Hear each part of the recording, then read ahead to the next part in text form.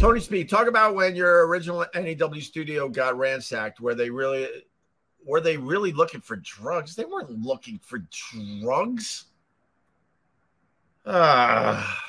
So what you're referring to is back in 2002, we got fired for the S for the Sam thing, and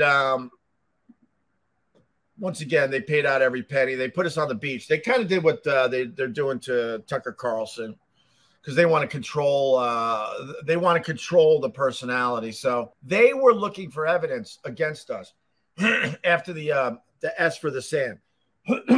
Honestly, Tony, I'll be fair. I don't know what they were looking for. I think they were looking for stuff to nail us because they knew they had giant contracts they had to pay out. So maybe they were looking for stuff where they could, fire us for cause or something. But what Tony's referring to, we weren't allowed back into our studio to get our back into our office back in 2002 just to get our personal belongings. Screw everything else. We had a ton of stuff in there. We made that office our home, and they finally let us go back to get some stuff, and the whole place was just destroyed.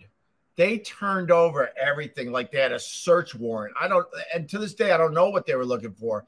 They did take some stuff like audio and things like that, but I think maybe because we had giant contracts at the time, maybe they were looking for something they could get us for, so they wouldn't have to pay us anymore. But it wasn't drugs. God, no.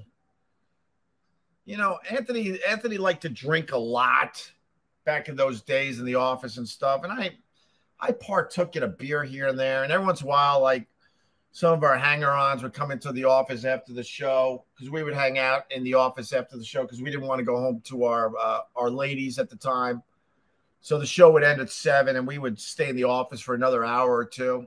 And, every once in a while, some hanger-ons would be in the office with us smoking pot. But I don't remember Anthony ever smoking pot back then. And I definitely wasn't. I was in that stage where I was literally not smoking pot or doing anything really.